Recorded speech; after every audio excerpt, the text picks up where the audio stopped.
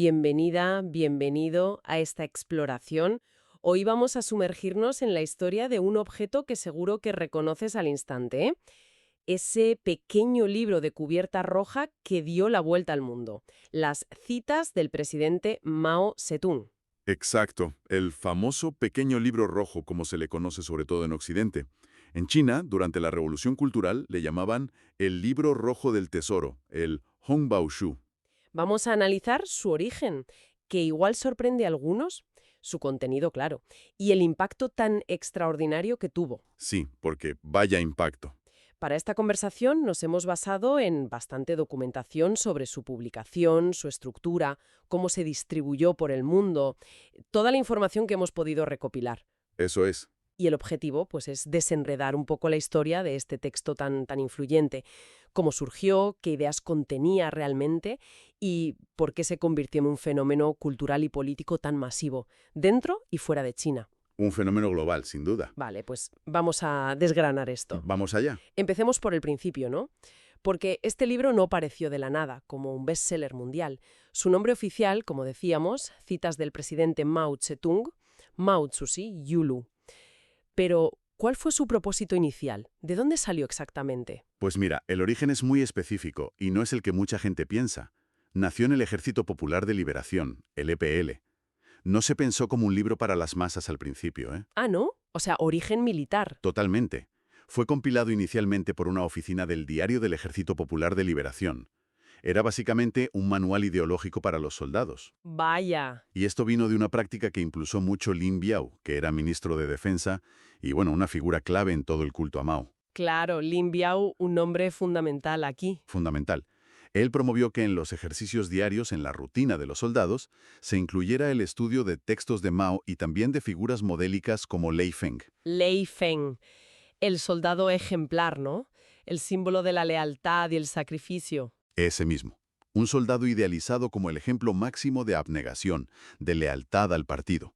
Y esa práctica de estudio diario se conoció como el estudio vivo, aplicación viva del pensamiento Mao Zedong. Estudio vivo, aplicación viva. Suena muy directo. Muy de la época.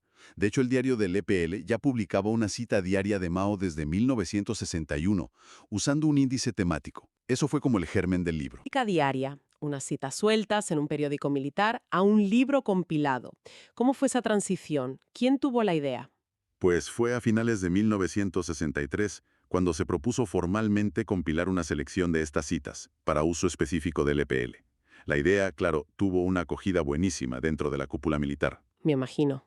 El primer borrador se llamó 200 citas del presidente Mao.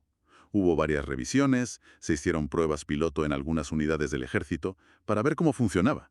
O sea, que se lo tomaron en serio desde el principio. Muy en serio. Y finalmente, en mayo de 1964, se publicó internamente la primera versión, ya con el título Citas del presidente Mao. Pero ojo, todavía no era el libro rojo que tenemos en mente. ¿Ah, no? ¿Cómo era entonces? Tenía una cubierta de papel blanco, creo recordar. Incluía unas 350 citas organizadas en 30 temas y llevaba un prólogo de Lin Biao que incluía frases del diario de Lei Feng para reforzar ese mensaje. Vale, o sea, la versión beta, digamos. Pero la imagen icónica, la que todos asociamos con Mao y la revolución cultural, es la del librito rojo de bolsillo. ¿Cuándo apareció esa versión? Esa llegó un poquito después, en 1965.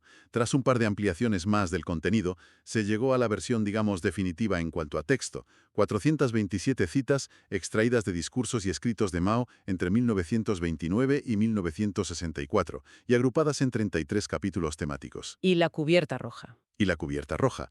La clave fue que en agosto de 1965 se introdujo esa famosa cubierta de vinilo rojo brillante, muy llamativa. Sí, inconfundible. Y la razón principal fue súper práctica en realidad. Sustituyó a la encuadernación de papel blanco porque el vinilo era mucho más resistente. Pensaron en la durabilidad, en que los soldados y los activistas lo llevaban encima todo el tiempo, en el campo, trabajando. Necesitaban algo que aguantara. Un detalle muy pragmático que acabó definiendo su imagen mundialmente. Qué curioso. Y a partir de esa versión roja y resistente, supongo que la demanda se disparó, ¿no? Se disparó de una forma, bueno, difícil de imaginar hoy, y muy rápido dejó de ser solo cosa de militares. En agosto de 1966, justo cuando empezaba a calentarse la revolución cultural, la Editorial del Pueblo tomó las riendas de la impresión a escala masiva. La editorial del pueblo, la editorial oficial del partido. Exacto. Y la distribución se hizo a través de la Red Nacional de Librería Xinhua, que llegaba a todas partes. El Estado se volcó por completo. ¿Cómo que se volcó? Pues el Ministerio de Cultura organizó toda la producción. Se aseguró de que el libro tuviera prioridad absoluta para todo. El mejor papel, la tinta, las imprentas, todo iba para el libro rojo. Prioridad absoluta.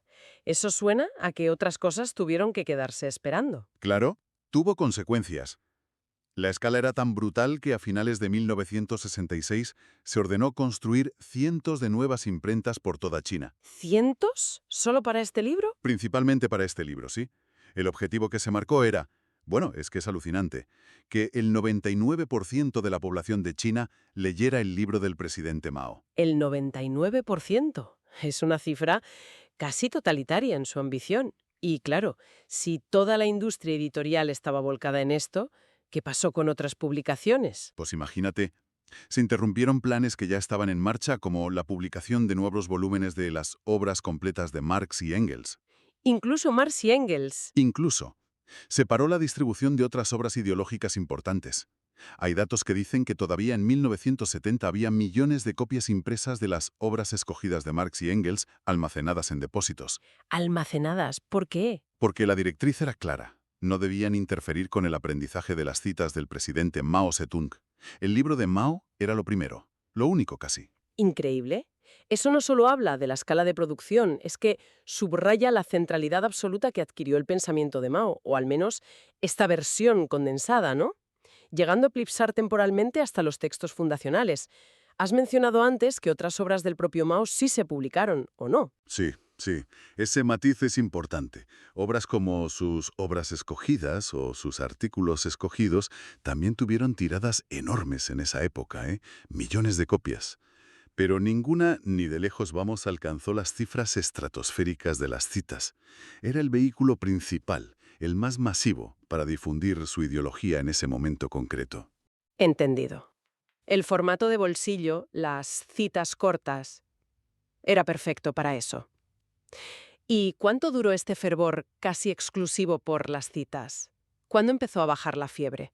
A ver, el énfasis tan extremo empezó a disminuir un poco después del noveno Congreso del Partido, que fue en abril de 1969.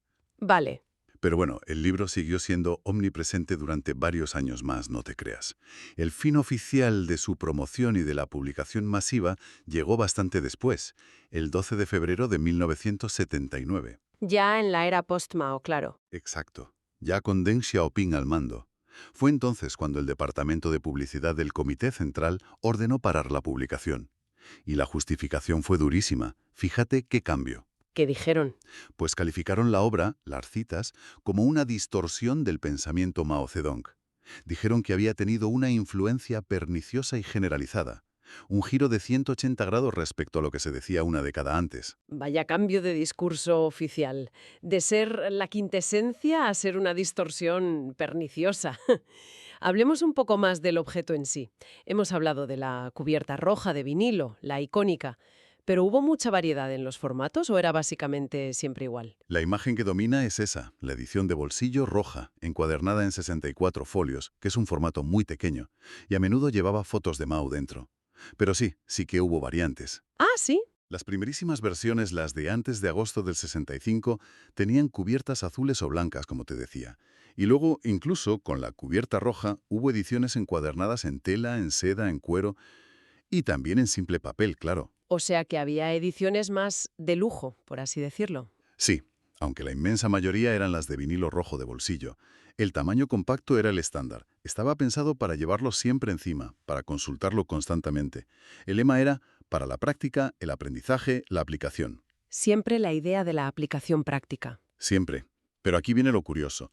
Aunque el tamaño bolsillo era el normal, se llegó a publicar en 32 tamaños diferentes. 32, pero qué barbaridad. ¿Cómo eran? Pues se dice que el formato más grande era del tamaño de un periódico. pero impreso en solo 4 páginas, imagínate. Enorme. Y el más pequeño. Era diminuto, del tamaño de una caja de cerillas. De una caja de cerillas, vaya tela. Eso sí que es llevar la omnipresencia al extremo literal, desde un periódico a una caja de cerillas. Bueno, mencionaste antes la versión final. 33 capítulos temáticos, 427 citas. ¿Qué tipo de ideas contenían esos capítulos? ¿Era solo teoría política abstracta o tenía una aplicación más directa, más cotidiana? No, el objetivo era eminentemente práctico. Abarcaba casi todos los aspectos de la vida y la revolución. Los 33 capítulos organizaban las citas por temas y las citas venían de una veintena de textos clave de Mao. Pero no era un tratado filosófico complejo, ni mucho menos. Era más bien una guía para la acción. Una guía para la acción revolucionaria. Exacto. Cubría los pilares del maoísmo, el papel dirigente del Partido Comunista, claro, capítulo 1, la teoría de las clases y la lucha de clases, capítulo 2, la visión del socialismo y el comunismo, capítulo 3. Los fundamentos ideológicos. Eso es. Pero luego entraba en cosas muy concretas, cómo manejar correctamente las contradicciones dentro del pueblo, capítulo 4, temas de guerra y paz, capítulo 5, la famosa idea de que el imperialismo y todos los reaccionarios son tigres de papel, capítulo 6. Los tigres de papel, sí, una de las citas más famosas. Famosísima. Y dedicaba capítulos enteros a la guerra popular, capítulo 8, al ejército popular, por supuesto, capítulo 9, a la importantísima línea de masas, o sea, la conexión con el pueblo, capítulo 11, y el trabajo político dentro del partido y el ejército, capítulo 12. Veo que iba desde la gran estrategia hasta la organización interna, la micropolítica casi. Justo. Y también tocaba la conducta personal y las relaciones sociales. Había capítulos sobre las relaciones entre oficiales y soldados, capítulo 13, entre el ejército y el pueblo, capítulo 14, la importancia de la autocrítica, capítulo 27. La autocrítica, otro concepto clave. Clave en el maoísmo. Y seguía. Secciones sobre el papel de los cuadros del partido, capítulo 29, la juventud, capítulo 30, las mujeres, capítulo 31, la cultura y el arte revolucionarios, capítulo 32, y la necesidad del estudio constante, capítulo 33. Cubría prácticamente todo. ¿Alguna sección especialmente destacada o citada? Pues mira, una muy citada era la 21, titulada Autosuficiencia y lucha ardua. Y era especial porque contenía el único texto que se reproducía íntegramente en todo el libro. Ah, sí. ¿Cuál era? La parábola de El viejo tonto que removió las montañas. Es una historia tradicional china que Mao usó para hablar de la perseverancia, del esfuerzo colectivo contra obstáculos que parecen insuperables. Un mensaje muy potente de voluntad y trabajo duro.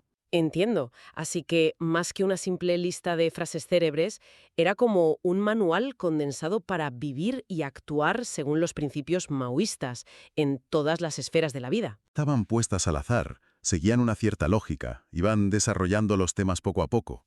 El objetivo era presentar el núcleo del pensamiento de Mao de forma muy accesible, fácil de recordar y sobre todo aplicable. Aplicable a situaciones súper diversas, desde la estrategia militar o cómo organizar una célula del partido, hasta la autodisciplina personal, cómo aumentar la producción en el campo o cómo relacionarse con los vecinos. Una guía de bolsillo para la revolución total, podríamos decir. Una guía de bolsillo para la revolución total, me gusta esa definición. Pasemos ahora a la distribución. Las cifras que se barajan son, bueno, son mareantes, casi abstractas. Hablamos de miles de millones de ejemplares, ¿no? Sí, las cifras son de una escala que es difícilmente comparable con cualquier otro libro en la historia moderna, quizás solo con textos religiosos muy antiguos, distribuidos durante siglos. Las estimaciones varían un poco según la fuente, pero muchas fiables hablan de un total de más de 6.500 millones de volúmenes distribuidos globalmente, sumando todas las ediciones y años. 6.500 millones. Es que cuesta hasta procesar ese número. Es una barbaridad. Otras fuentes se centran más en el pico de producción durante la Revolución Cultural y mencionan más de 1.000 millones de copias oficiales impresas solo entre 1966 y 1969. ¿1.000 millones en solo 3 o 4 años? Sí. Y a eso, ojo, hay que sumar un número incalculable de reimpresiones locales no oficiales, que se hacían en provincias, en fábricas, en comunas, y luego todas las traducciones no autorizadas que circularon por el mundo. No es ninguna exageración decir que durante la segunda mitad de los 60 y principios de los 70 fue probablemente el libro más impreso del planeta cada año. El libro más impreso del planeta. Y claramente no era solo un libro para tener en la estantería y leer de vez en cuando. Era una herramienta política muy activa, ¿verdad? Especialmente durante la Revolución Cultural. Totalmente. Se convirtió en el símbolo por excelencia de ese periodo, un periodo muy convulso, muy violento también. Durante la campaña inicial que se llamó Aprender del Ejército Popular de Liberación, se popularizó enormemente entre la juventud revolucionaria los famosos Guardias Rojos. Los Guardias Rojos, la vanguardia de la Revolución Cultural. La punta de lanza, a menudo muy violenta, sí. El libro era omnipresente. En las grandes manifestaciones que se hacían en Pekín, por ejemplo en la plaza de Tiananmen, como la del Día Nacional de 1966, se repartieron literalmente millones de copias a los jóvenes guardias rojos que llegaban de todas partes de China. ¿Millones de copias regaladas en un solo día? Millones. Y llevar el libro visiblemente en la mano o en el bolsillo de la chaqueta, agitarlo en los mítines, citarlo constantemente en cualquier conversación, participar en grupos de estudio donde se analizaban las citas. Todo eso se convirtió no solo en una práctica cotidiana, sino en una demostración pública y casi obligatoria de lealtad política, de fervor revolucionario. Si no lo hacías, era sospechosa. Esa imagen de las multitudes agitando el libro rojo es potentísima, icónica de esa época. ¿Y cómo se internacionalizó? ¿Cómo llegó a conocerse fuera de China con ese apodo tan pegadizo, el pequeño libro rojo? Pues el apodo Little Red Book en inglés, y de ahí a otros idiomas, surgió de forma bastante espontánea fuera de China, simplemente por el aspecto físico de la edición más común, que se exportaba, la de vinilo rojo brillante. O sea que no fue un nombre oficial chino. No, no, para nada. Curiosamente, al principio, en China hubo ciertas dudas sobre si distribuirlo internacionalmente o no. En marzo de 1966, fíjate, una circular oficial llegó a pedir a los extranjeros que ya tenían copias, diplomáticos, periodistas, que las devolvieran. ¿Que las devolvieran? ¿Por qué? El argumento era que no era material para estudio interno del partido y del ejército, y que no representaba la totalidad del pensamiento de Mao Zedong, que era más complejo. Querían controlar un poco el mensaje que salía. Parece un intento un poco ingenuo de ponerle puertas al campo una vez que el objeto ya existía y circulaba. Resultó completamente impráctico, claro. El libro ya estaba ahí fuera. Así que apenas un mes después se cambió de criterio. Se permitió que expertos extranjeros, estudiantes de intercambio que había en China, solicitaran copias. Y ya en 1966 se aprobó oficialmente la exportación masiva. Y ahí entró en juego la maquinaria de propaganda exterior. Exacto. La editorial de lenguas extranjeras de Pekín preparó las ediciones internacionales. Les añadieron el prólogo del Inbiao, el de diciembre de 1966. El mismo prólogo que luego tendrían que quitar. Arrancado de muchísimas copias que circulaban por el mundo. Hay ejemplares donde se ve perfectamente la página arrancada. Qué detalle tan gráfico de los vaivenes políticos. Sí. Y, bueno, le añadieron también la información editorial estándar, el colofón, etc. Y a partir de ahí, la difusión global fue imparable. ¿Qué alcance tuvo esa difusión internacional? ¿Llegó a todas partes? Fue realmente global. Hay fuentes chinas de la época, de mayo de 1967, que afirmaban que ya se distribuían librerías de 117 países y territorios. ¿117 países? ¿En apenas un año o dos de exportación? Una pasada. Y la lista es súper variada. Reino Unido, Francia, España, Japón, incluso la Unión Soviética, a pesar de las malísimas relaciones que había entonces entre China y la URSS, Alemania Occidental, Italia, Nepal, Indonesia, Filipinas, Birmania, Irán, muchísimas naciones árabes, países africanos que se acaban de independizar y veían a China como un referente. Llegó a todos los continentes prácticamente. A todos. Y se tradujo oficialmente a más de 50 idiomas. Fue un esfuerzo de difusión ideológica masivo. Hay que decir también que después de 1979, cuando se ordenó parar la publicación en China, a los extranjeros que iban a las librerías chinas buscando el libro rojo, se les ofrecía como alternativa las obras escogidas de Mao, una obra más completa y menos asociada al radicalismo de la Revolución Cultural. Entendido. Un cambio de estrategia también en la exportación. Fascinante esa expansión global. Volvamos a China por un momento. ¿Cuál fue el impacto social de tener este libro omnipresente durante una década? ¿Cómo afectó a la vida cotidiana? Fue abrumador. Es difícil exagerar su presencia. Durante los años 60 y principios de los 70, el pequeño libro rojo era visualmente el icono más potente y ubicuo en China. Más incluso que los propios retratos de Mao, que ya es decir. ¿Más que los retratos? En frecuencia de aparición, sí. En los carteles de propaganda, en las ilustraciones de los periódicos, en las películas. Era casi obligatorio representar a las figuras campesinos, obreros, soldados, estudiantes, niños, portando una copia del libro. A menudo lo llevaban en alto, con una expresión de determinación o de felicidad radiante. La imagen clásica. Se convirtió en una especie de fetiche político, en el símbolo supremo de identidad revolucionaria. Era común, por ejemplo, que la gente hiciera juramentos solemnes, en bodas, al entrar al partido, al empezar un trabajo, poniendo la mano sobre el libro, como si fuera un texto sagrado. Casi como una Biblia secular. Algo así, ¿sí? Y después de esa omnipresencia total, vino la caída en desgracia que mencionaste antes, con el fin de la era Mao y el ascenso de Deng Xiaoping. ¿Qué queda de él hoy en China? ¿Se sigue viendo? Hoy en día su significado ha cambiado por completo, radicalmente. En la China continental se ve mayoritariamente como una reliquia del pasado, un objeto de nostalgia asociado a la época turbulenta de la revolución cultural. Ya no lo encuentras fácilmente en librerías normales, ni mucho menos. Ha desaparecido del espacio público, prácticamente. Sin embargo, ha adquirido un nuevo valor, muy diferente, en el mercado de coleccionistas. Las ediciones raras, las primeras versiones de 1964 o 1965, o aquellas con alguna particularidad, un tamaño especial, una encuadernación de lujo, pueden alcanzar precios muy altos en subastas. Mencionabas antes un ejemplo de Sotheby's. Sí, una versión de 1964 se vendió por $15.000 estadounidenses. Una barbaridad. Y a veces todavía se regala en contextos un poco peculiares. ¿Cómo peculiares? Pues en eventos personales como recuerdo, o curiosamente, a veces reaparece en situaciones que involucran fondos públicos, quizá como un guiño histórico un poco irónico, o como un souvenir cultural ya despojado de casi toda su carga política original. Un objeto kitsch, casi. ¡Qué trayectoria tan asombrosa! De herramienta ideológica de masas, a símbolo de una era, a objeto de colección de lujo o souvenir kitsch, impresionante. Y fuera de China, ¿qué tipo de repercusiones tuvo en otras partes del mundo? Más allá de simplemente distribuirse, ¿influyó en movimientos, en ideas? El impacto internacional fue muy diverso, ¿eh? Y a menudo se adaptó a contextos locales que tenían muy poco que ver con la China de Mao. ¿Por ejemplo? Pues mira, en algunos lugares, sobre todo en África, inspiró directamente la creación de textos similares por parte de otros líderes revolucionarios o nacionalistas. Se publicaron cosas como las citas del presidente Karume en Zanzíbar o los axiomas de Kwame Nkrumah en Ghana. Intentaban emular el formato y el éxito. Imitaciones directas. ¿Sí?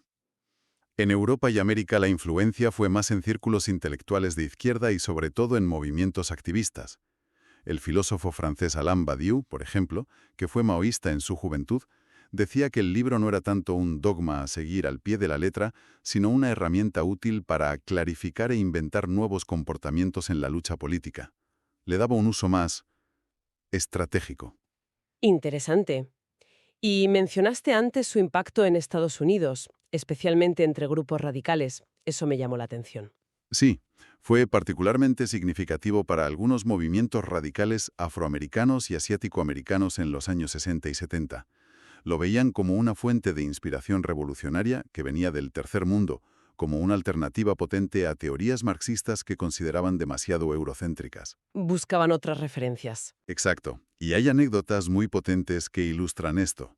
La que contó Bobby Seale, uno de los fundadores de los Panteras Negras. ¿Qué contó? Contó cómo él y Huey P. Newton, al principio de todo, compraron cajas enteras del pequeño libro rojo, que se vendía barato, y se pusieron a venderlas en el campus de la Universidad de Berkeley, que era un hervidero de activismo. ¿Y sabes para qué usaron el dinero que sacaron? ¿Para qué? Para comprar las primeras escopetas y pistolas para la autodefensa del partido Pantera Negra, contra la brutalidad policial.